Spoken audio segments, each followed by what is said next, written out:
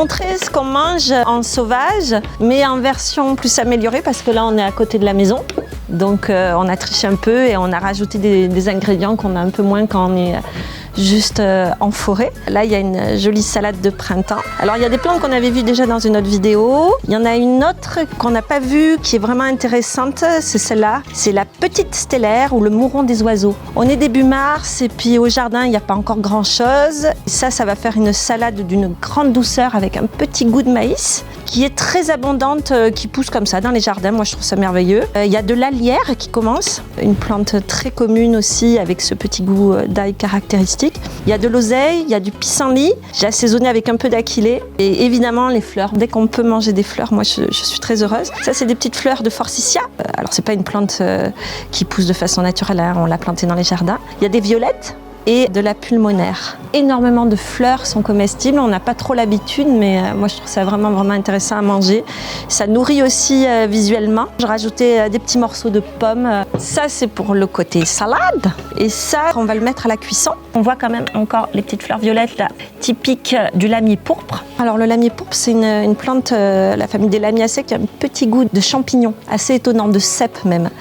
Cuit surtout, je trouve qu'on va aller le chercher. Il y a de l'ortie qui commence, il y a des feuilles de violette, lamier, ortie, feuilles de violette, et j'ai rajouté un peu d'ail et d'oignon parce que, encore une fois, on est à côté de la maison, alors faisons-nous plaisir. Souvent, les jardiniers, ils ont tendance à arracher ce qu'ils appellent des mauvaises herbes, mais quand tu commences à comprendre qu'il y en a beaucoup qui sont comestibles, non seulement elles sont comestibles, mais en plus, elles sont souvent plus chargées en nutriments que les plantes qui sont en train de planter. Je trouve que c'est un peu ironique sur notre évolution, quoi. Moi, combien de fois je me suis énervée avec l'ortie, par exemple, qui envahissait mon jardin, jusqu'au jour où j'ai vraiment compris quelle merveille c'était. Et d'ailleurs, j'ai habité dans un pays où il y en avait très peu, au Québec, et j'en ai planté dans mon jardin.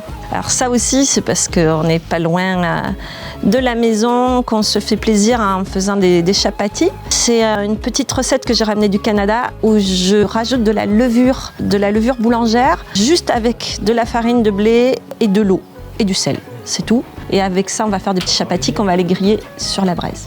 Alors moi, j'aime bien toujours mettre un peu de viande avec les belles salades de Anne. Ça, c'est du mouton fumé. C'est la partie qu'il y a dans le gigot que j'ai désossé. Et donc que j'ai mis au sel pendant environ 5-6 heures. Et ensuite, je l'ai mis au fumoir dans le tipi qui est là pendant presque 2 jours. C'est l'une des plus vieilles méthodes de conservation de la viande. Et avec le salage, ça permet de mieux conserver la viande dans le temps. Donc là, c'est un bout qui a été salé et fumé, qu'on va recuire par la suite, parce que la viande n'est pas cuite à cœur. Mais sur des plus petits bouts, plus fins, le fumage de 2 jours suffit, même moins, pour manger la viande comme ça, comme un saucisson, etc. Tu vois que là, ça a fumé, et là, c'est encore cru. Là, l'idée, c'est de surtout donner du goût à la viande, mais une viande qui va être conservée pour plusieurs semaines, voire plusieurs mois.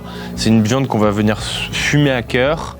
Et si on n'arrive pas à fumer à cœur, c'est des morceaux qu'on peut laisser sécher, comme quand on fait de la saucisse sèche, etc.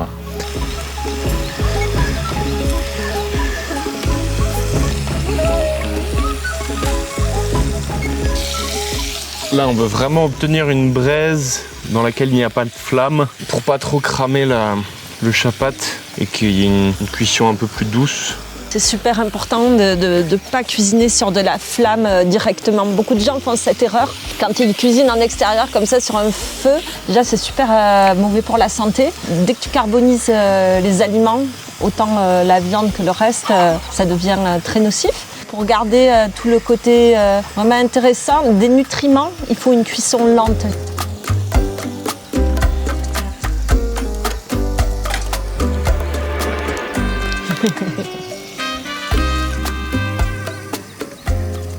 Je trouve que la cuisine au feu, elle demande une certaine concentration. Tu peux pas, comme quand tu es dans une maison, mettre ton truc sur le gaz ou sur l'électrique, juste chronométrer, puis t'en aller. Il faut être quand même toujours très là, très vigilant. L'idée, c'est que quand on est ensemble dans les bois, en mode tribal, il y a les enfants, il y a les parents, il y a du mouvement, on a marché, tout le monde a un peu faim. Et le moment du repas, c'est un moment vraiment sacré parce qu'on mange ce qu'on a ramassé, ce qu'on a transformé. On a toujours un peu de compléments du supermarché où on a du riz, de l'huile, des farines qu'on ne produit pas nous-mêmes. Mais l'idée, c'est d'amener les gens au réflexe de l'autonomie alimentaire en rajoutant un peu des choses du monde moderne, mais pour petit à petit aller vers des immersions où en fait on mange plus que ce qu'on a transformé, quoi. Ou des plantes qu'on a ramassées, des poissons qu'on a pêchés, etc. Et il y a vraiment une vigilance à avoir parce que c'est un peu tout un art la cuisine au feu de bois. Ça c'est mon petit truc à moi, mais j'ai toujours un lit de braise, un coin de flamme pour pouvoir suspendre des casseroles au-dessus de la flamme que ça chauffe. Pour faire chauffer de l'eau par exemple. Pour faire chauffer de l'eau, etc. Pour que le feu soit toujours en vie. Si je fais juste ça de braise, mon feu il va s'éteindre et il va falloir le rallumer. Il y a un côté cuisson rapide qui est vachement efficace. Si tu fais un poisson à la braise, il va cuire très vite.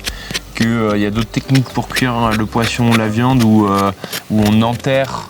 On fait un lit de braise sous terre, on met de la terre par-dessus, on met le poisson, on referme de terre. Ça, c'est des cuissons, j'ai envie de dire hermétiques et qui sont très lentes pour avoir des textures très fondantes.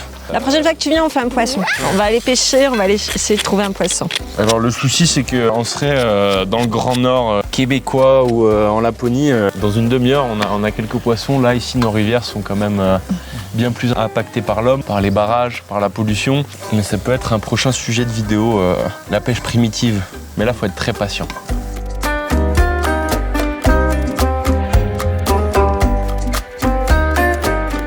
Le goût amer, pour moi, c'est quelque chose de très important qui est vraiment relié au monde sauvage. La plupart des plantes sauvages sont amères. Il y a des exceptions. L'autre jour, dans la première vidéo, on avait vu le rumex, l'oseille sauvage, qui est très acidulé, qui va plutôt avoir un goût qui ressemble au citron. On a perdu l'habitude, beaucoup dans notre culture, de manger des aliments amers. Et on sait que ça a d'énormes conséquences sur la santé humaine, en fait. On a sélectionné même des fruits et des légumes qui soient de plus en plus sucrés.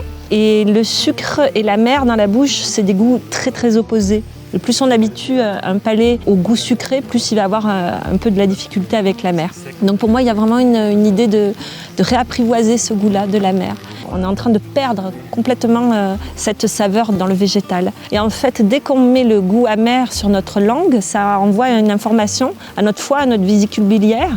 On va produire de la bile et on va commencer le processus de digestion. C'est pour ça qu'on mangeait des choses amères au début des repas. Et même, c'est aussi pour ça qu'on buvait des apéritifs amers. C'était un peu dans cette idée de digestion, de digérer. En le perdant, on va perdre énormément de notre capacité à bien digérer. Pour moi, la saveur amère, elle est vraiment liée avec la bonne santé. Un foie qui fonctionne bien, une bile qui vient bien nettoyer tous les amas qui pourraient se créer tout au long de notre tube digestif. Et au-delà de ça, je trouve que ça nous coupe vraiment du monde sauvage. Ça nous coupe de l'idée qu'on peut manger bien des choses. Il n'y a pas longtemps, j'ai lu le dernier bouquin de Coupland, c'est L'art de la cueillette. Il dit à quel point énormément de monde qui est mort de faim, entouré de plantes. Mais simplement, on a oublié notre capacité à les manger. Donc voilà, il y aura encore bien des choses à dire sur la notion d'amer. Je dis souvent aux parents, n'hésitez pas à l'introduire dans l'alimentation des enfants. C'est très important que les enfants, petit à petit, apprivoisent ça. Si on le présente à un adulte qui n'en a jamais mangé, c'est plus difficile. Bon, mais je pense que c'est bon, on va pouvoir manger.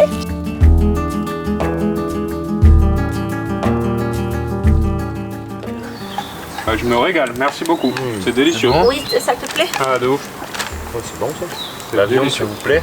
Ouais. La viande, Super bon. tout est très bon. Le feu de bois, là, le chapati juste avec le goût fumé, ouais, ça déchire.